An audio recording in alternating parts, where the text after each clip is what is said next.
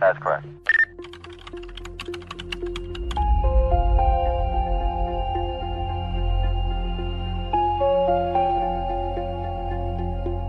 Welcome to the Geek and the Detective. You ever wonder how people think about home security versus digital security?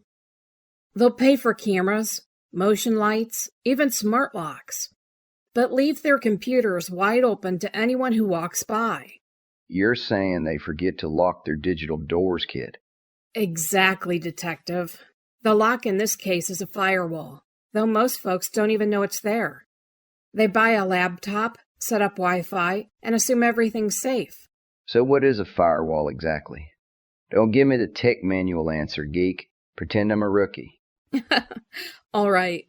Think of your computer as a house. The internet is the outside. A firewall is your fence, doorbell camera, and alarm system rolled into one. It lets good traffic in like your mail carrier, but keeps suspicious visitors out. And if some shady character hops the fence? The firewall shouts, "Who are you? Show me ID." If the visitor doesn't have proper credentials, they're turned away. So far, you're speaking my language. It's a digital beat cop. Exactly. It patrols the perimeter 24/7, checking every packet of data that tries to sneak in or out. Speaking of overzealous systems.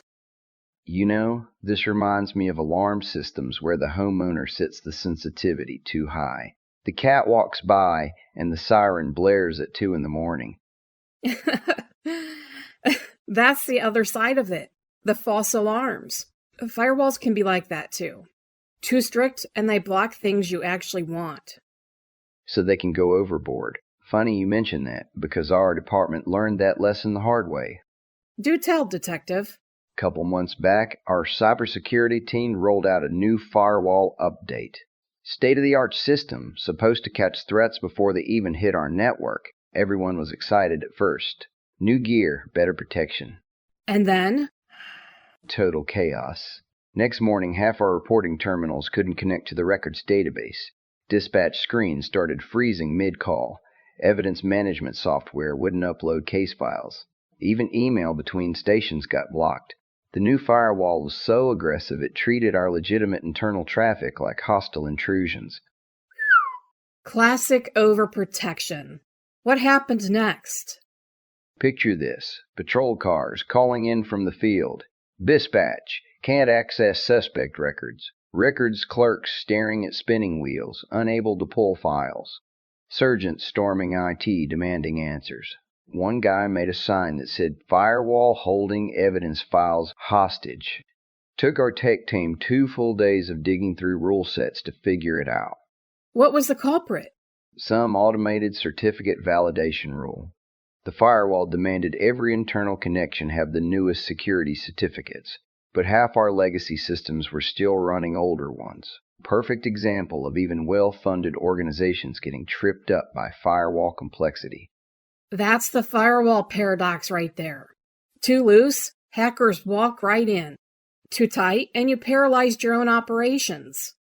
Exactly, geek. We wanted ironclad security, but ended up handcuffing ourselves. It makes you realize even professionals need to test these things properly. Absolutely. Let's say you download an update for a program you use every day. If your firewall doesn't recognize the new digital signature, it blocks the connection.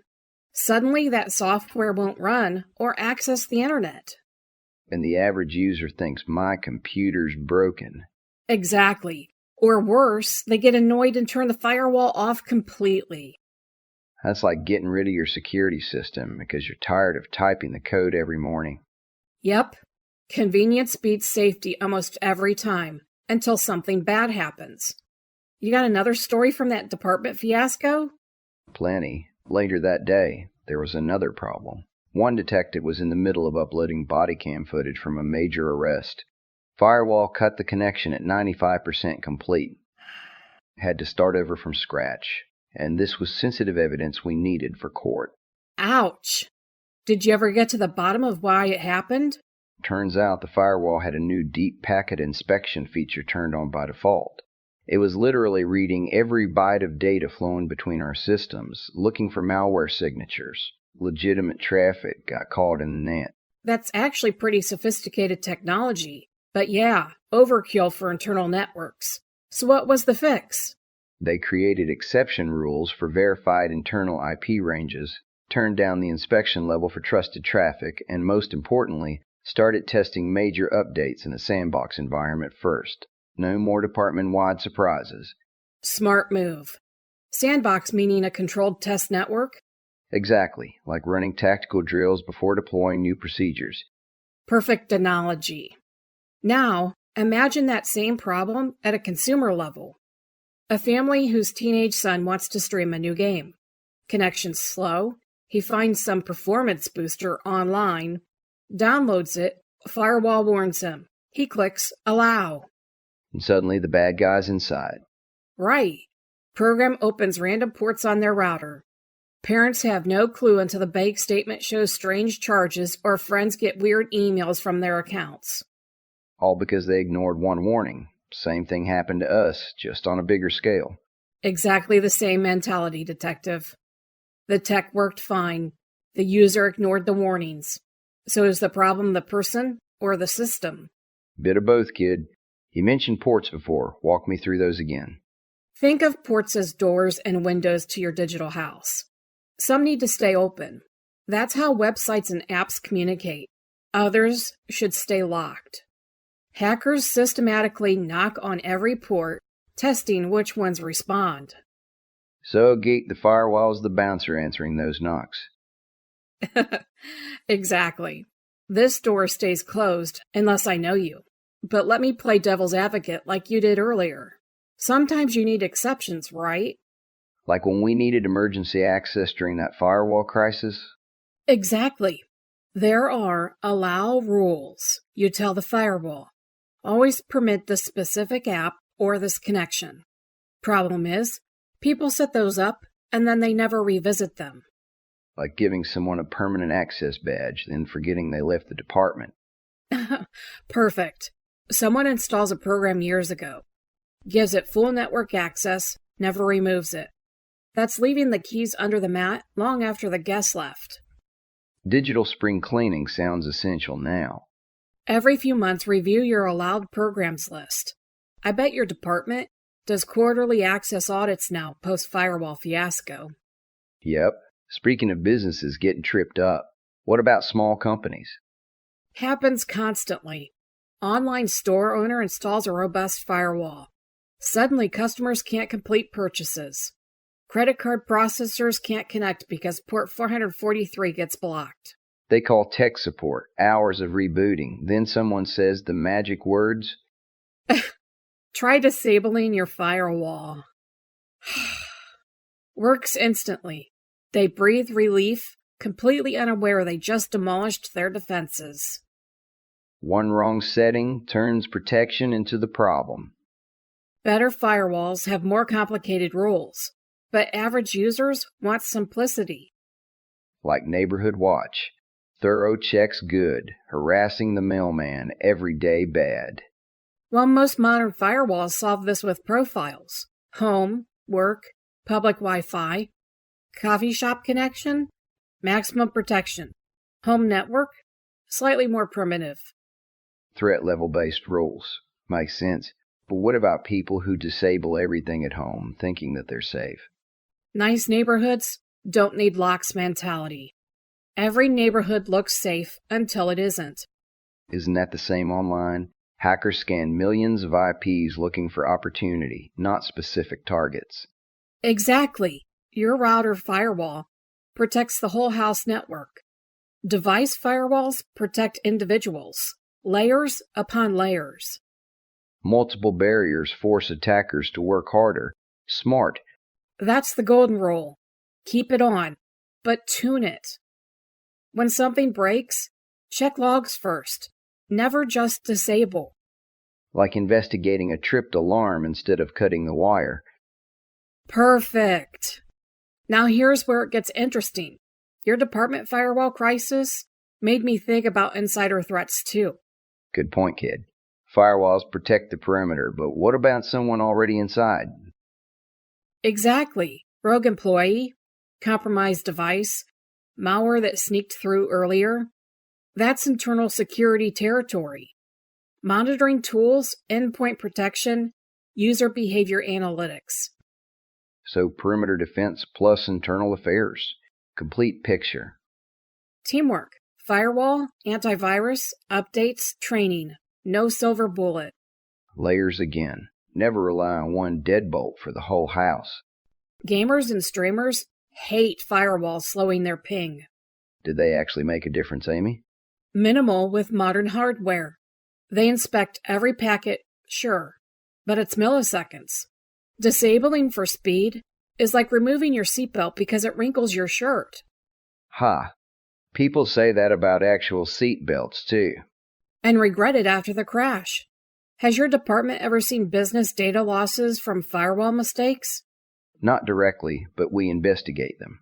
Small firms disable firewalls for faster uploads. Ransomware walks right in. I saw it happen to a design studio. They needed quick client file transfers. Firewall blocked their new platform. One engineer hit disable. 24 hours later, every project file encrypted. Temporary shortcuts. Permanent consequences. Prevention always beats recovery. Now smart devices, there's the real wild card. Cameras, thermostats, doorbells, all online, half unprotected. Your Ring cameras are only as secure as your firewall rules. Hackers compromise those, suddenly they're watching your family. Beyond creepy, remote peepholes. The fix is simple. Guest network for IoT devices. Strict router firewall rules. Guess I'll audit my home setup tonight. Everyone should. Free online port scanners show you exactly what doors you left open. Takes 2 minutes. Like pre-flight safety checks. Exactly, Derek. So even with your department's experience, firewall's still essential? Absolutely. Not perfect, but indispensable. Like patrol cars, radar guns, body cams. That experience taught you something bigger, though. That even pros mess up. It's a mindset, not just technology. Digital situation awareness. Question every access request, every suspicious connection. Same principle we drill into rookies. Pause, verify, proceed. Firewalls automate that instinct. Now imagine cybersecurity in every police academy. Sign me up to teach it. Digital crime scenes need digital detectives. You'd be perfect. No code required. Just the principles we both know. Protect the perimeter, watch for insiders, never get complacent. Principles that work for houses and networks alike. Couldn't agree more. That's what keeps citizens safe, whether the criminal is wearing a mask or hiding behind a keyboard. Crime prevented before it starts. Best outcome there is. Speaking of prevention, let's go back to basics for a second. A lot of people hear firewall and think it's some complicated enterprise thing only big companies need. But it's right there on every home computer and router, waiting to be used. Like the deadbolt most folks already have, but never turn. Exactly. And the beautiful part is how it mirrors real-world law enforcement. Hacking isn't just annoying. It's a crime. Unauthorized access, theft of data, extortion. The firewall stands as your first line of defense against those illegal intrusions. Just like a locked door, an alarm deter a burglar. And when someone ignores that and breaks in anyway, the emotional fallout is huge. Think about a single mom who works from home, stores her kids' school records, medical info, everything on that one laptop. One careless click, no firewall paying attention, and suddenly her identity is stolen. Bills in her name, loans taken out, creditors calling at all hours. She feels exposed, violated in her own home, even though the break-in was digital. That sense of violation is real. It's not just money. It's privacy, peace of mind, trust in technology shattered. The firewall could have stopped the initial probe cold, blocked the unauthorized connection attempt before any malware could phone home or infect any data. So how does the average person make sure their firewall is actually doing its job? Start with what's already there. Windows has Defender Firewall. Mac OS has its built-in one. Most routers from your ISP have a hardware firewall enabled by default. The trick is not disabling it the first time something glitches. Glitches like what? Give me the rookie version again, geek. Say you're trying to join a video call for work. Firewall pops up a warning. This app wants to accept incoming connections. You click allow without thinking. Months later, that permission is still there, and some exploit uses it as a backdoor. Or worse. You get frustrated with the game lagging. Google, how to fix ping. And the top result says, disable firewall for better performance. Boom.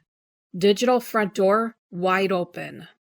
Sounds like the folks who prop open their security gate because the delivery guy keeps buzzing. Precisely. And the consequences hit emotionally hard. Imagine a retired couple finally enjoying empty nest life, sharing grandkids' photos online. They disable the firewall to fix slow uploads to a photo site.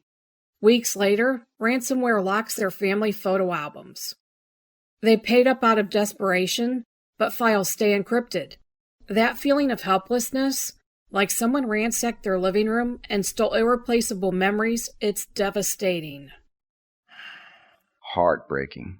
Prevention feels abstract until it happens to you. Which is why we layer defenses. Router firewall guards your whole house network. Then each device's software firewall adds room-by-room protection. Antivirus scans for bad files that sneak past. Updates patch holes before criminals find them. Layers like a good home security plan. Fence, motion lights, cameras, locked doors, safe inside. Spot on, detective. Now let's talk types a bit more. There's packet filtering firewalls. The basic ones that look at source and destination addresses, ports, and protocols. Simple but effective for home use. Wait, let me stop you there by destination address. You mean the IP address, right? I had to look this up after our last chat. It's like a digital house address. Internet protocol. 4 sets of numbers that tell the web exactly where to find my computer. If the firewall sees a package coming from a suspicious address, it rejects it at the gate. It's like checking IDs at the door without searching bags.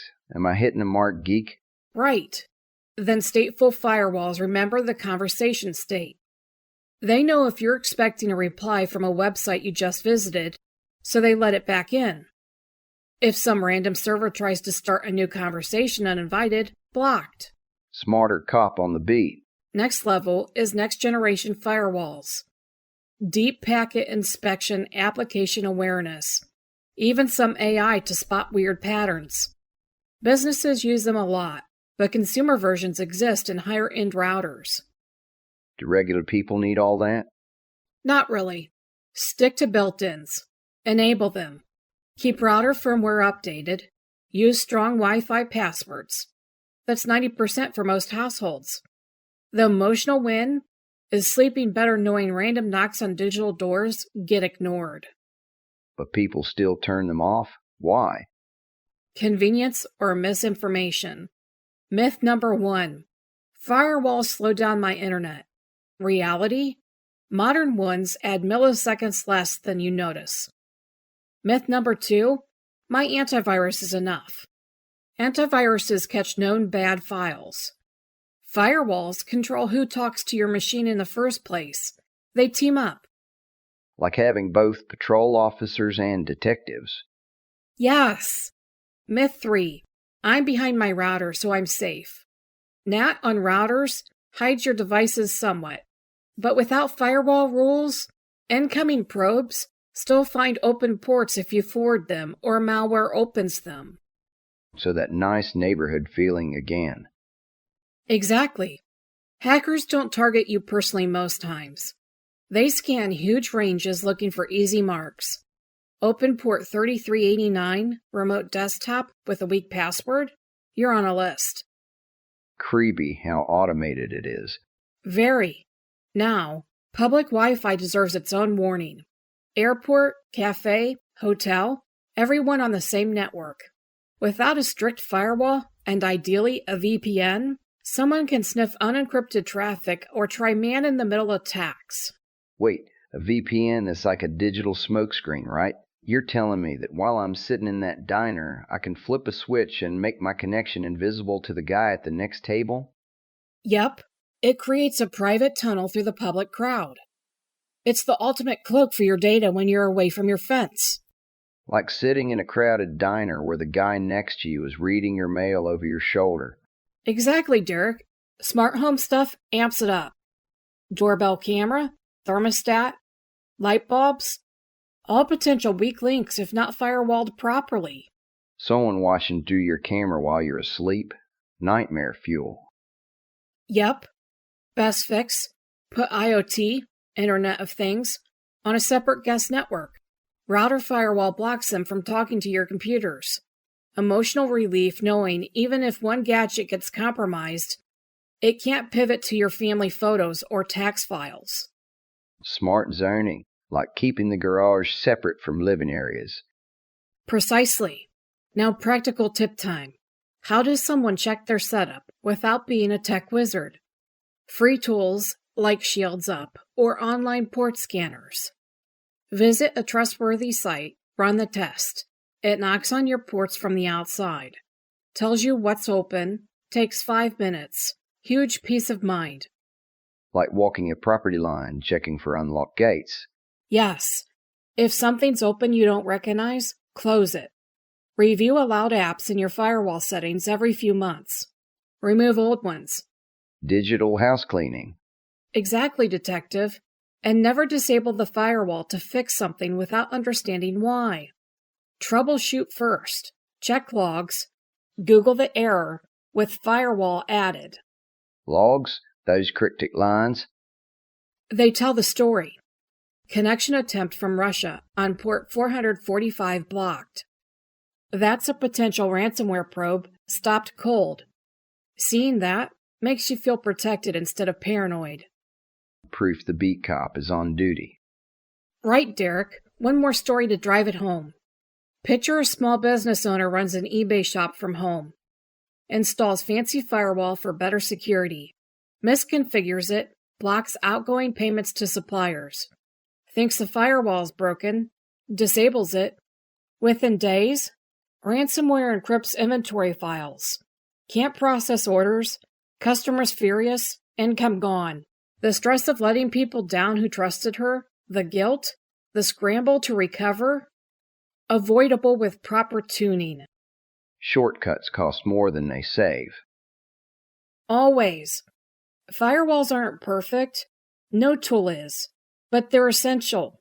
Like you said earlier, mindset over magic. Pause on warnings. Verify requests. Keep updated.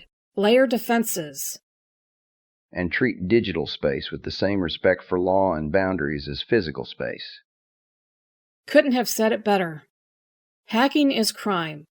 Firewalls help enforce that boundary. Respect them, and they respect your safety. Amen to that, Amy. Citizens stay safer when everyone home user or cop understands the tools. And shares the knowledge. That's how we win. Thanks for joining us. If you found this episode helpful, please subscribe and rate us with 5 stars on Apple, Spotify, or your favorite podcast app. Your support keeps us going. Catch us next month for more. Keep your eyes open and your data secure.